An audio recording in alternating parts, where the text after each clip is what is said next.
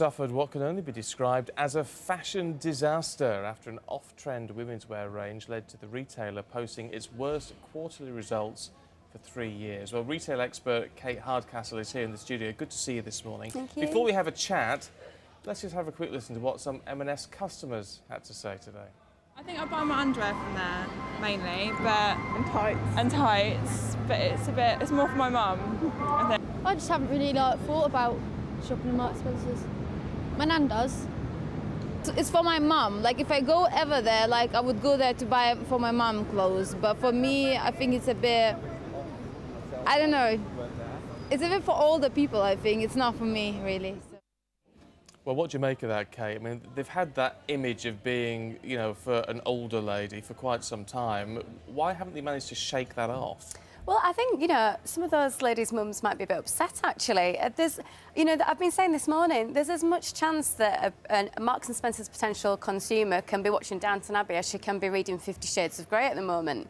And, you know, fashion is about passion, it's about excitement, it's about latest trends and communicating that to the relevant audience. And I think that's just simply not happening at the moment, and that's why they're suffering on the general merchandise and the trading's down. Ladies wear's a big apple core for them. They cover a massive part of the marketplace, right from 20-somethings through to, you know, 60, 70-somethings, and that's a big task to take on. And you've got to make sure that you've got lots in the central part of the apple core to fill that. So the 30, 40-something lady who's looking for something that's good quality, good value, isn't finding that at Marks and Spencer's anymore at the moment.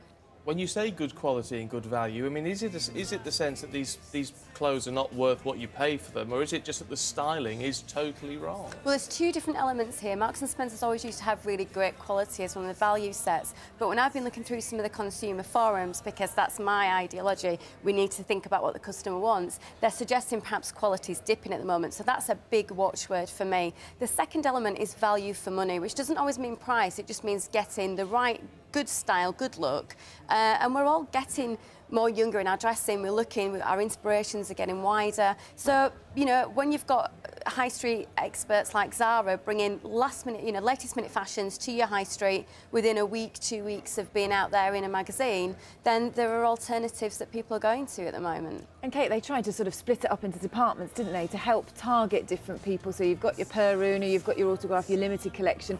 But the trouble is they sort of alienated some of their core, you know, target market in a sense at the same time, didn't they? Because some people looked at that and thought, well, actually, that's not for me, that's not for me. So did they lose their way, do you think, by doing that? Well, it's really interesting, you know, when you've got a long-term business plan, you need some short-term wins as well. And they've got a long-term business plan of this kind of shop-within-shop ideal. Now, it's working really well in food. I think the delicatessen look, and they've taken inspiration from people like Whole Foods. It's nice, it's given it some ambience. But when you go into fashion, and when you go into fashion in a smaller store, those shop-within-shops are actually clashing at the moment. It's actually quite confusing. And I think when you've got House of Fraser and other basically branded shopkeepers, you perhaps don't need that same look. You need consistency. But I'm an advocate of, I think we need better service in the floors, and we also need some passion in there. We need some excitement, and it feels quite empty and soulless. So you're not getting excited about looking for fashion, which should be an enjoyable purchase.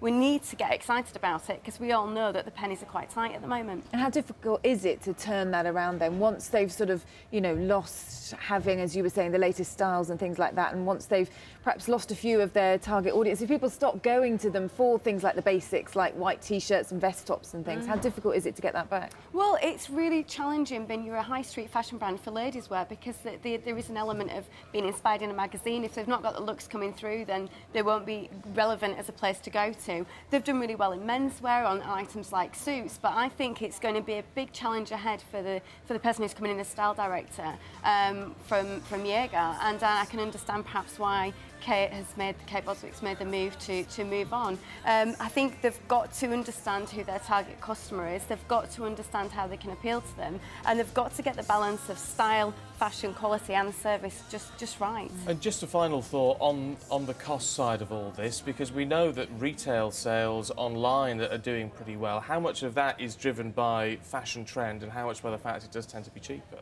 I think there is a misconception that internet is perhaps something that's led on price. I think internet, we can sit down with our iPads after a really hard day. We've been out since 6 o'clock in the morning and it's much easier to shop online. So I think what we've got to do is make sure that the retail environment, and this is what we're campaigning for all of the time, is an enjoyable environment to go and shop in. And I think that's how a retail expert's got to come in and help them to create that environment. Well, let's see what they manage to turn it around. It's not going to be a quick process, that's for sure. Kate, good to see you. Thanks. Thank you. Let's get the check on the weather for you now, because actually